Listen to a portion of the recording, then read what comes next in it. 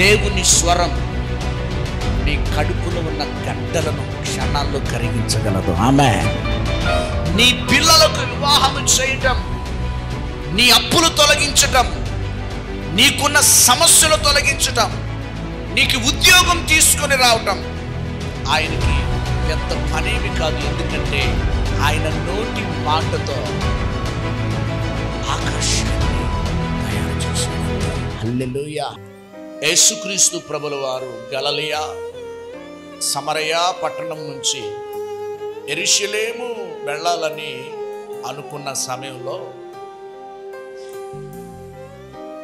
గలిలయ సమరయ ప్రాంతం మీదుగా యెరూషలేము వెళ్ళాలనుకుని వెళ్తుంటా ఉంటే ఆ గలిలయ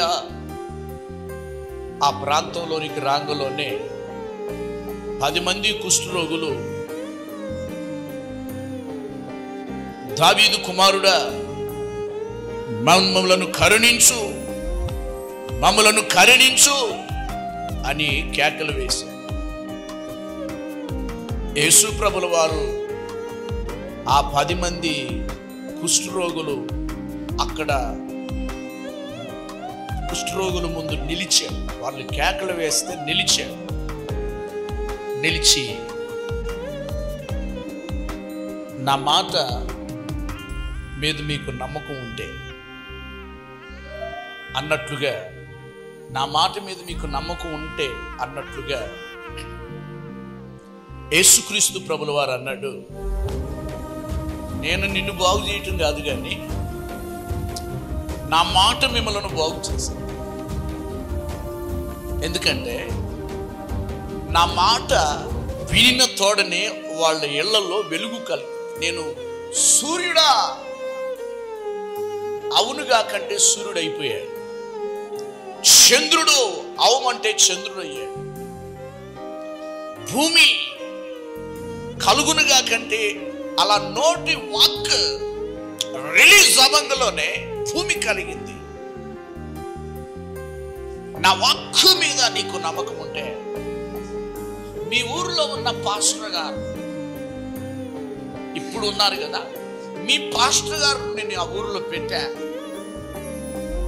మీ పాస్టర్ గారికి కనపడండి, దట్స్ ఆల్ అంతే అన్నాడు. కుష్ఠరోగం పోగొపడటానికి గలిలయ సమరయ ప్రాంతానికి వాళ్ళు వచ్చిన యేసు ప్రభుల వారు బాగు చేస్తాడని యేసయ్య మీద నమ్మకంతో 10 మంది కుష్ఠరోగులు అక్కడ ఉన్నారు. కుష్ఠరోగం అంటే చాలా భయంకరమైన వ్యాధి. అది ఎన్ని మందులు వాడినా ఆ కుష్టు చీవి కారతనే ఉంటది. అందుకనే వారిని ఊరు వెలుపట పెట్టేవారు. కుష్ఠరోగులని ఎవరు పట్టించుకునేవారు కాదు. యేసుక్రీస్తు ప్రేమ ఎలాంటిదంటే, ఊరు వెలపట వెలివేయబడినటువంటి వాళ్ళ దగ్గరికి వెళ్ళి ప్రేమించే ప్రేమ. నిన్ను అపహసించి నిన్ను తృణీకరిస్తూ ప్రజలు నిన్ను కృంగదీస్తూ ఉంటే నిన్ను లేవనెత్తడానికి పరిగెత్తుకొని వచ్చే ప్రేమ.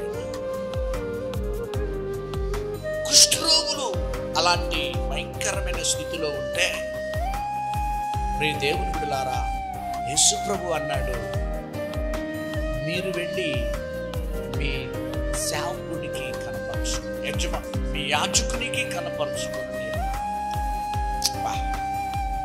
నాకు ఆ కుష్ఠరోగులు వాళ్ళ విశ్వాసాన్ని చూస్తూ ఉంటే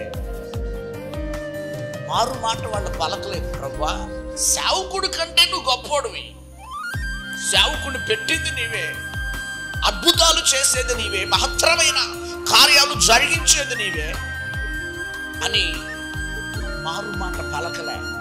ఆయన మాట ఏమన్నాడో అలా మనం చేద్దాం, అనవసరం మనకి అవన్నీ వద్దు, చెప్పింది మనం చేద్దాం అనుకున్నారు వాళ్ళు. 10 మంది యాజకునికి కనపరుచుకునే దాని కొరకు బయలుదేరి వెళ్ళారు.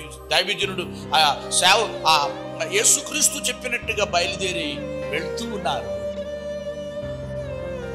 వాక్ దేవుని స్వరం వాళ్ళు విన్నారు కాబట్టి ఆ స్వరం ఏం చేసిందంటే పుట్టుకతో లేదా జన్మ నుంచి వచ్చినటువంటి కుష్టు వాక్ ఆ కుష్టు వ్యాధిని పొట్టు రాలినట్లుగా రాలేటట్లు చేసింది. ఆమేన్, హల్లెలూయా. ఈ ఉదయకాల సమయంలో ప్రియ సహోదరుడా, సహోదరి, దేవుని స్వరం నీ కడుపులో ఉన్న గడ్డలను క్షణాల్లో కరిగించగలదు. ఆమేన్. నీ పిల్లలకు వివాహం చేయటం, నీ అప్పులు తొలగించటం, నీకున్న సమస్యలు తొలగించటం, నీకు ఉద్యోగం తీసుకొని రావటం ఆయనకి పెద్ద పనేమి కాదు. ఎందుకంటే ఆయన నోటి మాటతో ఆకాశాన్ని తయారు చేశాడు అంతే. హల్లెలూయా.